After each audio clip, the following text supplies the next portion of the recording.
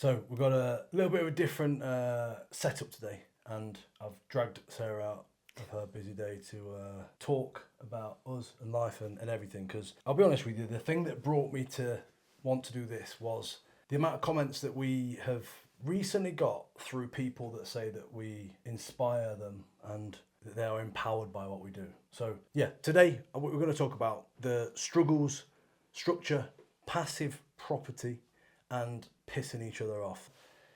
If you want to understand what pisses Sarah off about me, then stick around until the end. The list.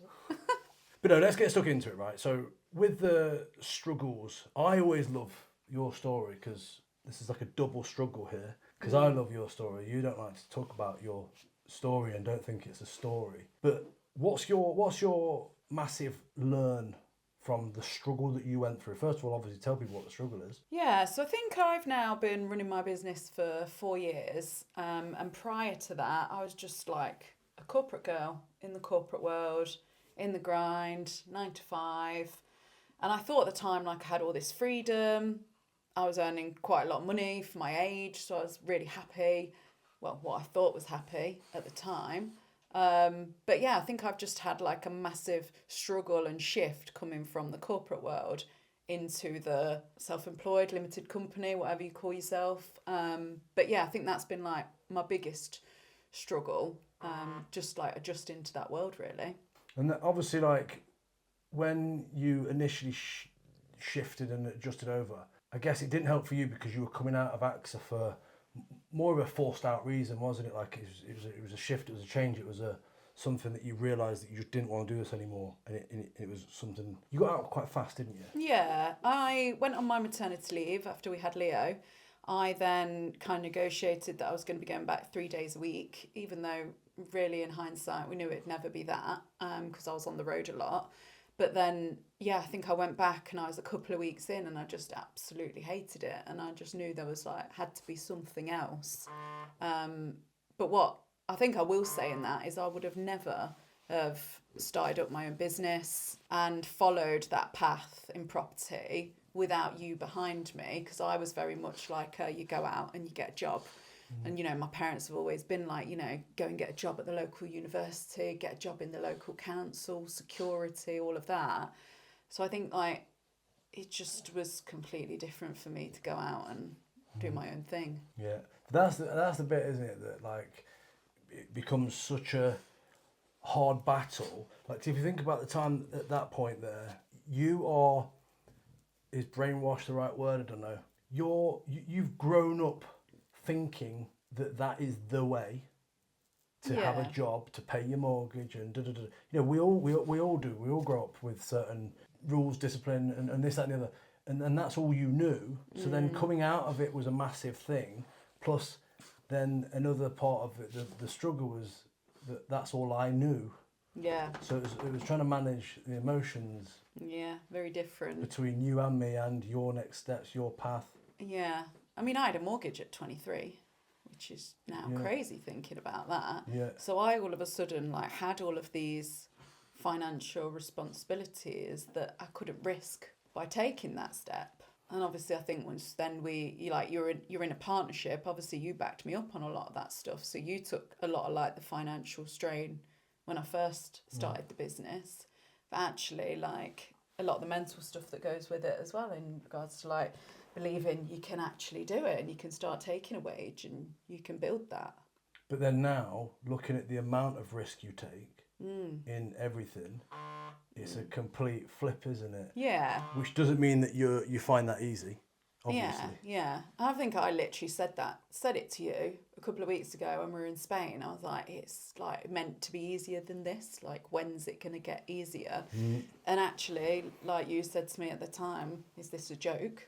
Because actually everything that we've done in the last 9 years of being together and 5 years of starting up my business, it's insane, and it has got a lot easier, but actually the stress has grown, or the stress goes through points, doesn't it? And yeah, so actually we've grown so much and we just put ourselves under more pressure to achieve more. Yeah, but that's the growth for life though, isn't it? Because you're always looking for the next progression, especially in the type of business and what we do.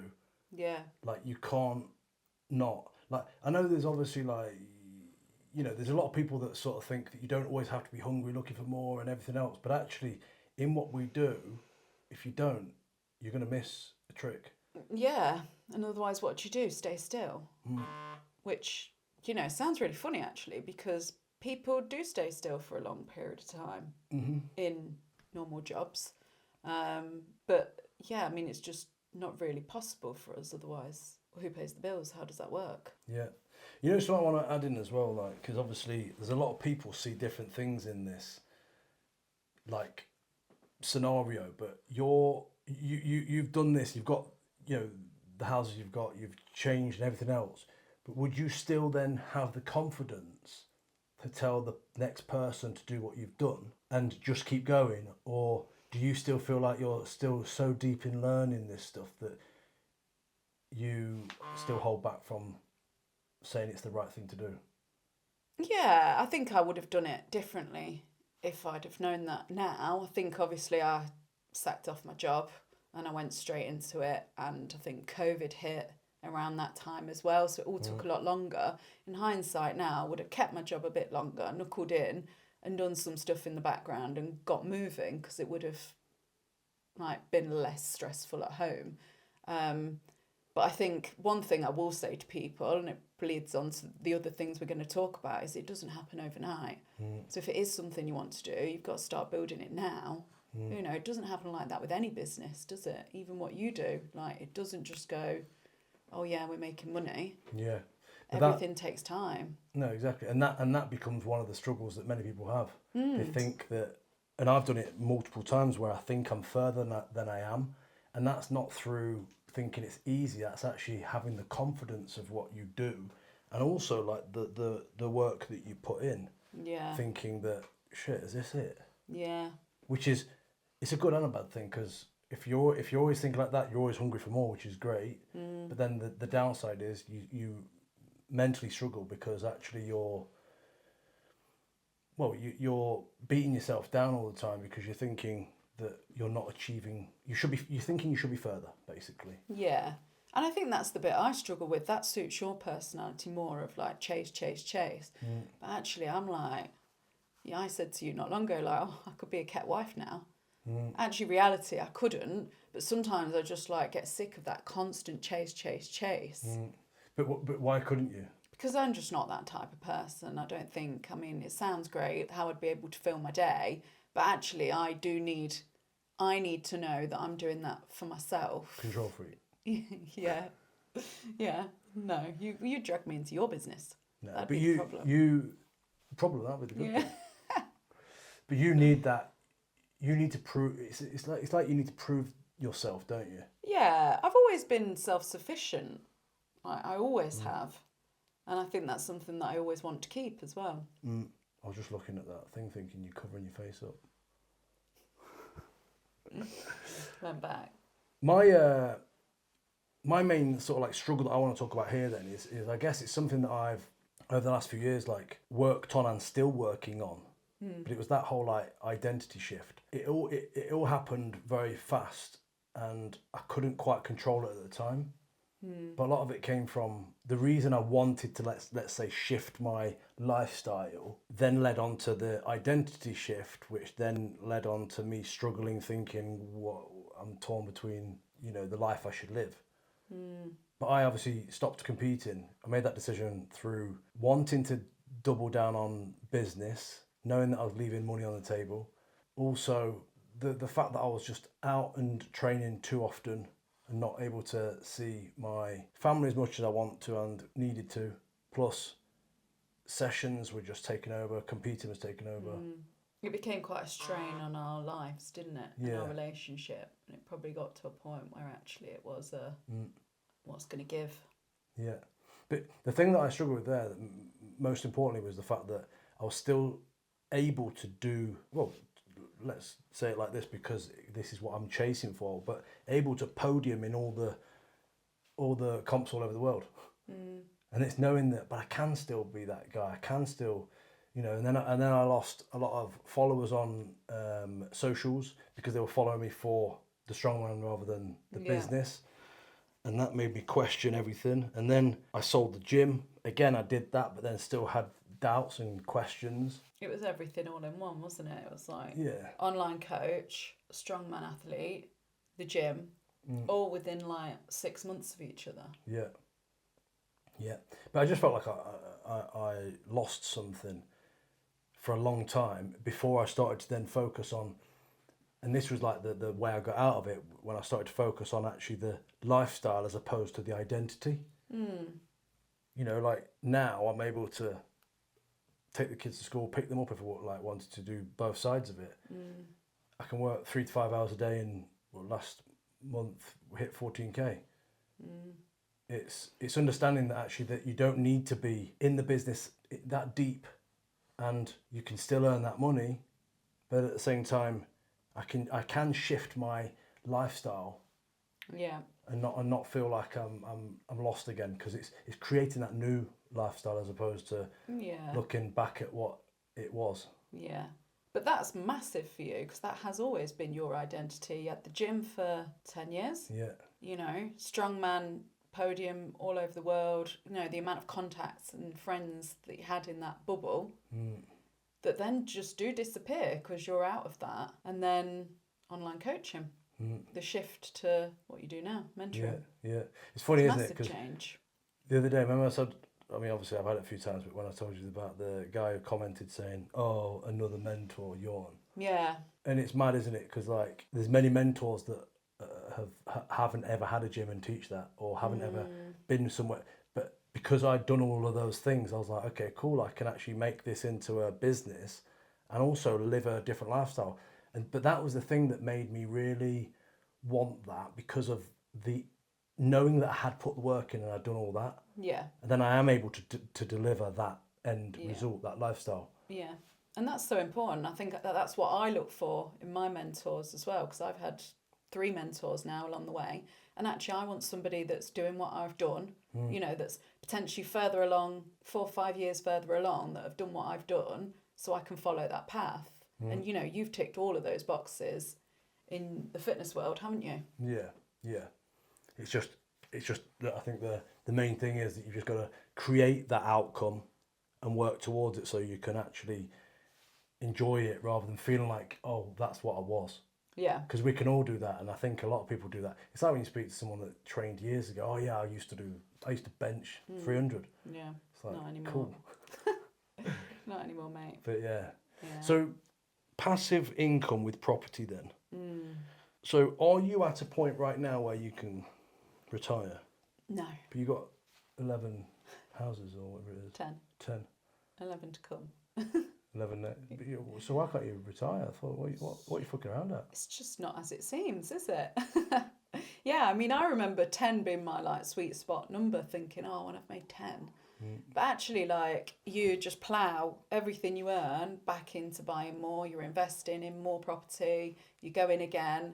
Also, it just comes with the bigger portfolios, the bigger houses. Everything just comes with more problems. And I'm not saying that's problems in a negative way, because if they weren't the problems, then we wouldn't be where we are. But it's never passive. And I think, again, going back to like my first point, if I would have done it differently, is I would have started doing the work in the background while having another income, to be able to then get to this point where I can grow quicker.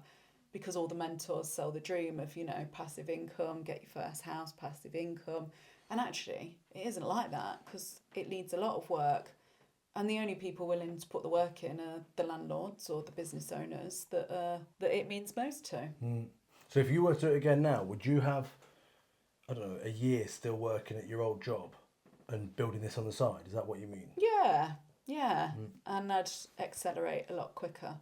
And knowing that you had your security money, and then you just... Yeah, because again, obviously me and my type of personality, although I was doing this big crazy thing of starting my own business and going out and doing it on my own, I mean, I took my time doing it, because that's me as a person, isn't it? I'm like one step at a time. But actually, if I could have told my former self that, I'd have put my foot down and gone quicker. How many properties did you have in 1 year, just for example? So I think last year was our biggest year, and we did 5, so half of the portfolio in 1 Yeah. year. Yeah, but the first year was 2, 3, One. 1. One, yeah. I think that was like the back end, because obviously I did so much learning. In the back end, it was 1. Yeah. So if you think about it, if you were to do that again and you stayed at AXA, then you say did a year at AXA whilst building this on the side, you'd have to double, triple, quadruple onto that, wouldn't you? Because Yeah, to get it moving otherwise quicker. it wouldn't be worth staying, would it? You may as well just jump out and go all in. Yeah. So what would you say then for the whole like passive income? Because obviously we've recently just announced and bought a property in Spain, and like for the context of this, obviously for the guys listening, we set a goal of earning more money to pay for our future.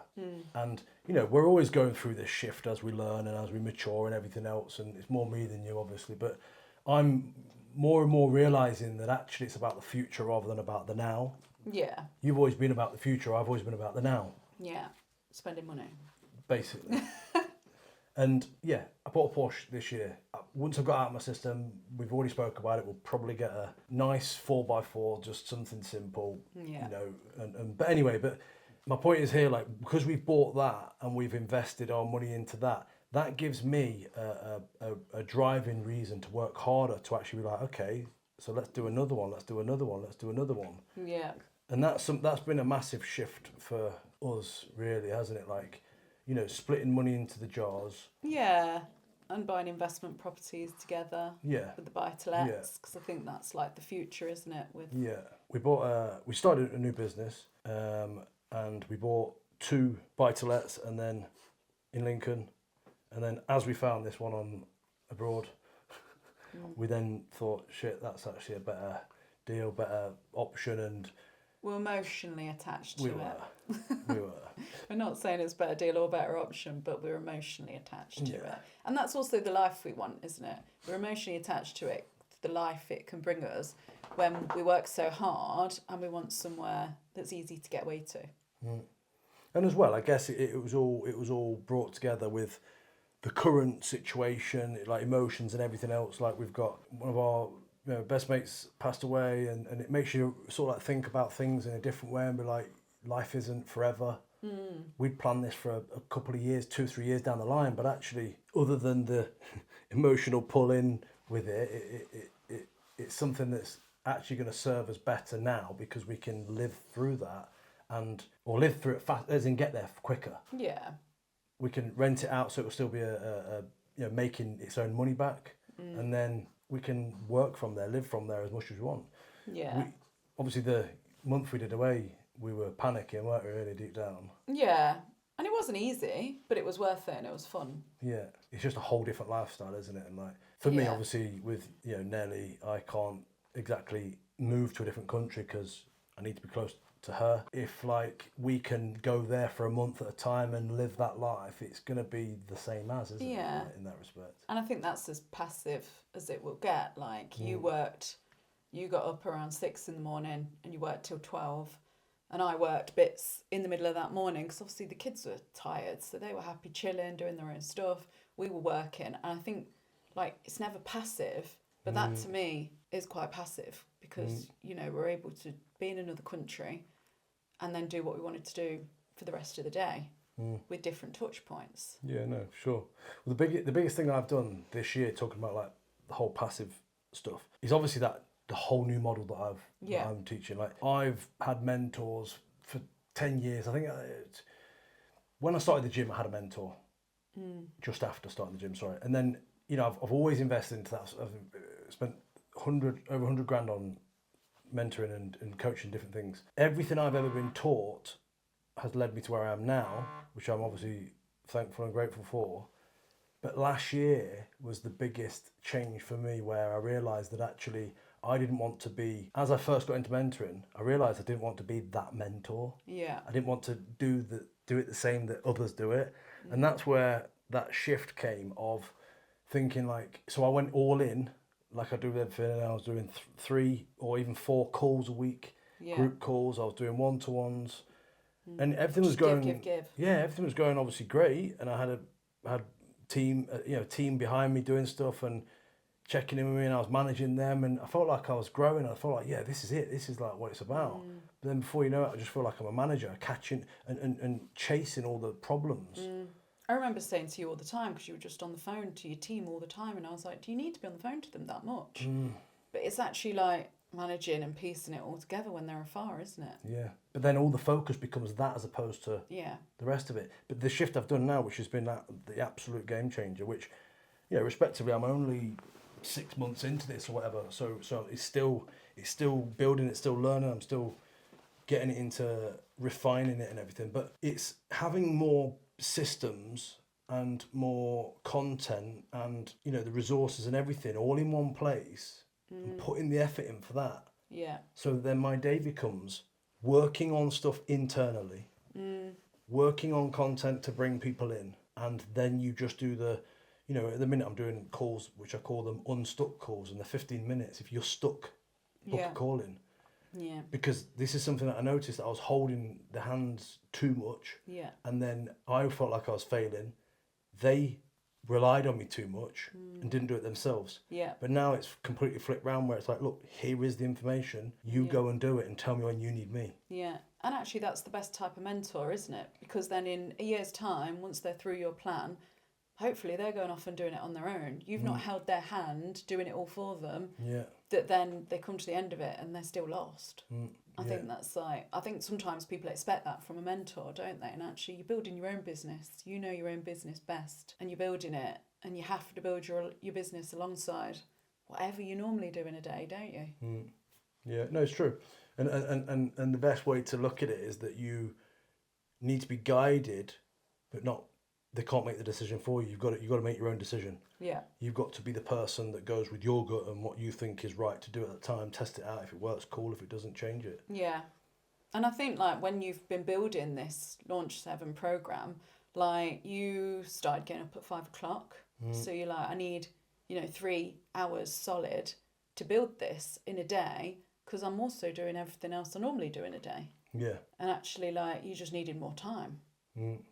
Which everyone moans about time, don't they? And it's like, but if you block your time like that, and you actually know specifically what you're doing in those blocks, then actually you realise you don't need more time. You just need to put pressure on yourself in those points to do what you said you were going to do. Yeah.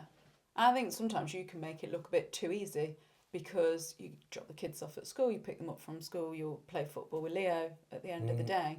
But actually you've been up at 5, you've done a block, you've taken them to school, you're back to work, you have a bit of time off, and then sometimes you're in here in the evening again. But it's all that behind the scenes work, isn't it? Yeah, but that's been the biggest thing for me, and that's where it would only get better with that whole passive income scenario. It's not passive. Yeah. Because obviously, do you know what I mean? But if we're looking towards more of that type of passive growth, if you want to call it that, like when you've got your shit together and your systems in place and everything is structured and your business can run the majority of it on its own, you're just then like doing the actual support, like I'll jump on a call with anyone at any point they need to. And I think that's the shift, isn't it?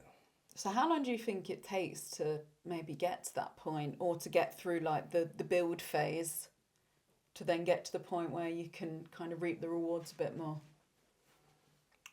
Well, if you look at the model that I'm literally doing with people now, it's 2 to 4 months is the building phase.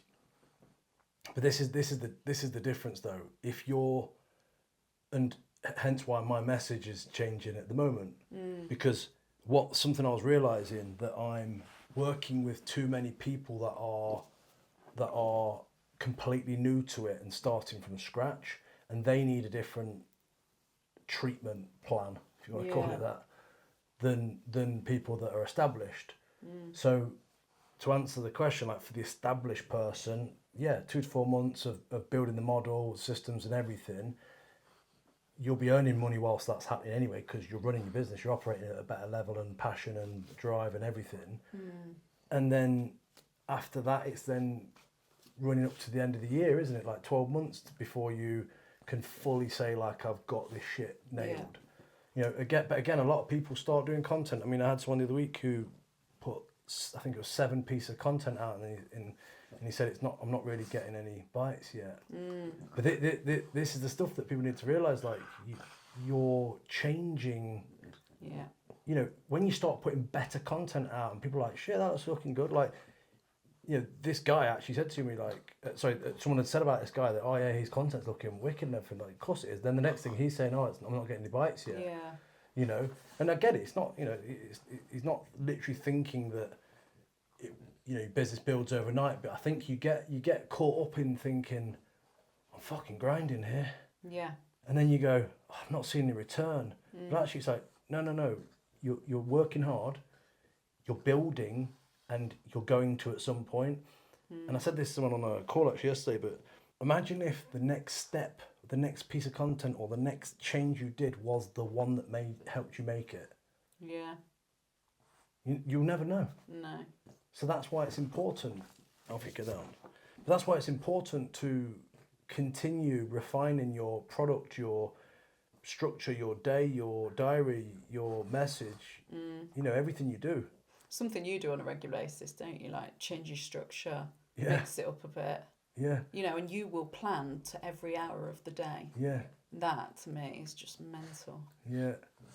But that's the difference in us, isn't it? Like you're more ad hoc and Yeah, I can't deal with that. like, but it's crazy because I would like to be like that, and I sometimes do that through probably rebellious sort of like feeling of like I'm just going against what I've set myself. But I then all of a sudden don't feel good and feel like I need to make some changes. So, but I think it's also for me and for anyone that has my type of, you know, character and way of being, like if you plan everything to the perfect week and then you bend it as you go, at least you've then got that routine. Yeah. As long as you don't feel like you've failed. Correct. But that was something I learned a while ago, right? Yeah. So I used to think I'd failed if I didn't do what I said I was going to do. But actually it's like, no, because if you didn't have that structure, you wouldn't even be on track. Yeah. It's like having a tight, loose structure, if that makes sense. I think there has to be a looser person in every partnership though, because if I was as tight to things as you are, the kids would never get picked up from school. Do you know what I mean? What do you mean I'm late? I'm talking just like if something changes in the week calendar or something like that, if we were both like, Oh, have we moved on to the pissing each other off now? That merges in every single section, that one. Subset. No, I know what you mean though. Yeah, it's but you have to have that balance, and that's what obviously gives that. Yeah. Yeah. It's like today, the kids have gone to club, they're getting picked up, they're then going straight to swimming. How would that fit in your schedule?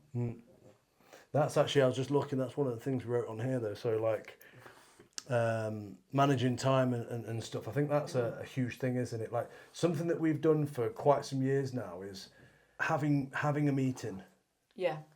And it's funny, isn't it? Do you remember the first time we did it, and it was like, I can't remember it, but I just remember like you was a bit uncomfortable about doing it and thinking. Well, you still try and tie me down more and more times in a week, and I'm like, 2's enough. 2 half an hours. But would you say we're better having them now or not? Yeah, but I think we have a good mix of work and home life, so we'll talk about what needs covered at home as well as then what we've got going on at work. Yeah. And I think as well that whole like living together, working together, it's really important to me that it doesn't spill over into just talking about what's going on all the time when we're making dinner or we're in the living room with the kids, or do you know what I mean? Yeah, which is something that I used to struggle with a lot because if it's on my mind, I'll say it. Yeah. Yeah. So, because I think like if you look at like what we've put in place and what's helped, first of all, and for a lot of people that might listen to this and think that sounds weird, crazy, or too formal or whatever, like have a meeting in a different setting as well, isn't it? Like you don't want to sit on your sofa at 7 o'clock at night. Like turn up to it like you mean it, and actually. That's a dig, because I used to be like, can we just do this on the sofa? Yeah. But the interesting and fun and but true thing there is I'm not my best self there, and I become lazy and whereas you're okay. Yeah. But we have to do it where it's a good. But as well, like it has to be what's the word, like we got to have to show up is my point, haven't we? Yeah. And I think like when you make the effort to show up, you are your better self for the other person as well. Yeah. And it probably sounds strange to people that we have meetings when we run separate businesses anyway. But in that basis, we only have each other to talk those things through with. Like there's no, like people will go to work and have a meeting and talk through what they're going to do. Like we don't do that with anybody. Yeah. So it's having that touch point as such with to keep each somebody other else. accountable with things. Yeah. Yeah. But in our meeting though, if anyone wants to know, like what we're talking about is the stuff that we've got going on at the minute, the new stuff that's coming up, but we put it on a board and write them down for the week of the stuff that we're going to be doing that week to keep each other accountable, but also to be able to have a the dog's trying to bite the lead. But basically to have something that's in place to be able to keep each other tight, keep each other in you know the place we should be, but then at the same time help each other grow, because I know the things you need to grow on, you know the things I need to grow on. Yeah. And you know, and then it's all like the stuff we need to do at home. Like we talk about what's coming up. Like at the minute, it's school holidays, so that's a big thing to be like, right, we've got this, we've got that. The kids are at the club today, so it's like we planned this in and we know what's coming up. So yeah, it's just having that like touch point, isn't it? Yeah. Like just to sit down and be like, this is what we're looking at the moment. Yeah. We do a Monday start the week and then a Friday just before we pick up the kids at the end of the day, we have a debrief, don't we? Yeah. But for anyone that's not doing that at the minute, like do it, try it. Like I promise you'll enjoy it. It'll be something that's probably uncomfortable to start with, but then it'll be part of your routine. But you've got to find the way that works for you, that you are motivated by and you want to do and you want to show up for. Like Sarah obviously loves the presentations that I do on the board. What are you laughing at? Takes you one morning to plan it, then you present it, and I dismiss I've the idea. never seen you do one. I dismiss the idea. One thing, though, obviously we talk about structure and things like that. Obviously, I think as like the mother of the house, obviously a lot of the home duties tend to lie with me. So actually having those meetings to share that responsibility. I mean, I'm so lucky and so thankful that I get to work from home and I can plan my own diary. I can't even imagine now. You're lucky. Well, grateful. I can't even imagine now having to go out on at like 9 o'clock or to go to work. 8 o'clock to work and get back at 6. Yeah. Like, I can't even imagine what that would look like for me. Yeah. It's tough. But as well, that's where you need to put the boundaries and structure in place to make sure you are still showing up. Yeah. In a way, though, isn't it? Like, Yeah. So you're not having it too free. Yeah, and people think, oh, you're just at home. It's like, I'm working. Yeah. Like, your mum, God love her, she turns up, Yeah. has a cup of tea. I'm like, I'm in the middle of work. Yeah. But that's also why I love this office, and that's why I've put a lot of time and effort into this, because that's my place to go and lock away and do the stuff we need to do. Yeah. And I think that's again something that people can learn, isn't it? Like that your space and your surroundings for some people is really important, for others maybe not so. But I think more people it is important than not. Yeah. It's just a matter of understanding it, and it's like anything, right? It's, you know, no one wants to walk up to a room that they're not inspired by. Like whatever it is for you, it could be plain magnolia walls that inspires you, whatever it is. Yeah. But I think it's just it's just understanding it and knowing it, isn't it? So to wrap up on this, then, everyone wants to know what pisses each other off. I think. Get my list. Okay, so thanks for listening. But no, I think like like when we I mean I put this initially like because I thought there was a lot of P's, passive property and pissing each other. I don't know, it was a sequence of P's. But go on, you're itching to say something. I was going to say, I said it to you the other day, didn't I? I was like, you're really pissing me off today, and you have been for the last couple of days. Yeah. And what was that then, sweetheart? No, I think We've not spoken like, about this, so we'll do it publicly. no, let's not talk about this one. Yeah, I think it's just a lot, and a lot of people couldn't do it. They can't work together, home life together, everything, and of course it's natural. That's all going to fall into place. And our personalities are very different. Somehow it works, but we have to you have to pull me up, and I have to bring you down to a medium level. In different things. Yeah. But that's the biggest thing, is it? Like personalities and needs. Like something that we learned a couple of years ago was, and when I say learn this, it's obvious, but you don't realise it till it hits you in the face, but that we both have needs that need to be met. And when you respect those, your relationship changes. Yeah. And setting new boundaries. Like, we are forever changing people. Our lives are forever changing. The kids are growing up. They've got bigger needs, bigger demands. Like all the boundaries need setting and changing, don't they? Yeah, yeah. And that's that whole growing with it. What was that thing you seen the other day, like phases of marriage? It was actually interesting, wasn't it? Yeah. And it was like, what was it, like 6 phases? But a lot of couples don't get past the 3rd phase when it starts to get tough. Do you remember what they were? No, I can't remember. But I did also hear this thing where, read it, where you have to keep falling in love with the person you're with, because they're not that person they were. You're not the person you were 9 years ago. I'm not. And actually you have to keep falling in love with them, and that requires... Takes work. Yeah. Yeah. You know what? It's got too lovey for a pissing each other off section. It's a bit deep, this, Yeah. isn't it? But when you're saying that that is the thing, right? In relationships, if you don't put the effort and work in with each other to listen, to learn, to change, adjust, and all these things, that's when people say we fell out of love. Yeah. When actually, all right, individual personal situations, you can choose what terms you want to use for your own relationships. But actually, did they fall out of love, or did they just not keep falling in love? Yeah. Yeah. That's a bit of a twist, isn't it? Yeah. So anybody that's in the past says... Yeah, and I think something that has always been hard for me is setting those boundaries, because I'm a giver. So I give, and then I'm like, oh, I've given so much that I'm exhausted. Yeah. But then that's where I've had to learn that you're so much of a giver that I've got to then give as well, so you don't have to. Yeah. And then... So I'm not just the receiver for most things. Because again, I am the type of person though that if somebody was to constantly do something, I will then switch off from that. Yeah. Thinking, well, it's been done. It's okay. Yeah.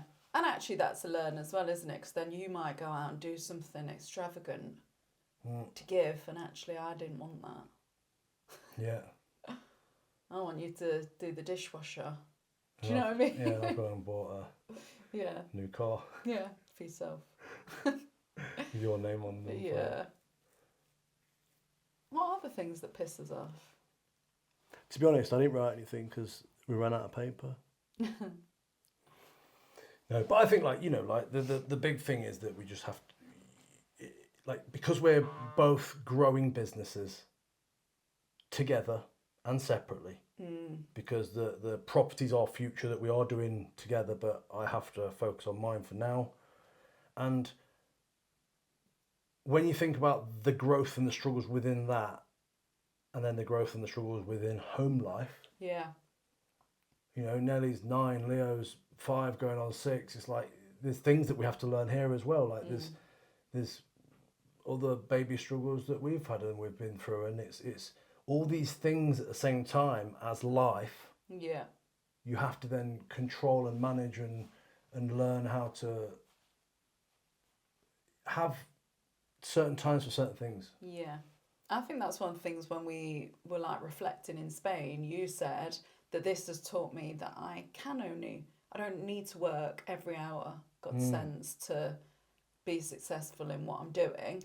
And actually mine was the flip side of I need to make sure I'm prioritising my business over other things. Yeah. And that's hard with then juggling the kids, because everything all just kind of goes to the bottom of the queue. But I've managed to do this with it being at the bottom of the queue. So imagine if it was the top of the queue. Yeah, which is a massive thing, Yeah. isn't it? Yeah. But as well, that sort of goes into what I say about working 3 to 5 hours a day. Like when you start to learn that you can work less and achieve more, it all becomes so much easier because you will build the systems. It's a little bit like, I've never really thought about it like this, so I'm just making this one up. But it's a little bit like if we said we need to build a house in the next 10 days. It's like from scratch. How do you physically do that? Is it possible? Well, it is if you had enough people and you had enough equipment and it was all there. So it's like, well, then do that. Yeah. Do you know what I'm trying to say? Like, is it possible to build a house in 10 days? Probably not, actually. You've got to wait for things to set off. But you know what I'm trying to say? Yeah. Like, but the point is, well, having your one-man team that does that, or sorry, your team that builds a house, of course it's not possible. But actually, if you've got 10 teams in, Yeah. then it is possible. So if you put that analogy to working and life balance sort of thing, well, how do you be so successful? Well, you go all in on the hours you go in on. That's why for me, time blocking is like so important. Yeah. And you're super focused now on what you're actually doing rather than your days before. You used to be fixing problems that other people had done in your business. Because of the teams, yeah. Yeah, that's Yeah. it. Whereas Yeah. now you're the only one to blame. Yeah, And more than likely you do it right first time. yeah. 'Cause But you care also, the most. it's 80% profit Yeah. margins plus because you're not paying out for team members when actually you just do it yourself. And Yeah. yeah, I think And I think that's a big thing, isn't it, for all businesses? Like for you, like Yeah. how can you make yours more effective and more efficient? Yeah. And that's all relative, isn't it? Are you going to earn 10 grand and give 8 grand of it away? Or are you going to earn 10 grand or earn less and keep more? It's actually like a mind shift, isn't it? Yeah, yeah. So I don't piss you off. Oh, yeah. I'm just, So we'll do another episode on that because we're that'd be going to full wrap up. Fallout Anyway. episode, so. But yeah, so look, I hope you got a good insight on a couple of things there, let us know if you like this type of stuff because it's gonna be on YouTube and on Spotify, and it's literally the whole idea is it's just a chilled chat we're talking about with some guided direction, obviously. But I think it's amazing to listen to other people, and the vibe I get that people when they listen to us or see what we do, they get inspired. So if we can inspire people, it'll be absolutely amazing. So you inspire me massively. You inspire me. Thank you. But no, like it's it's really good to share, and I hope you guys got lots of value from it. So hit us up, let us know, and we'll see you on the next one.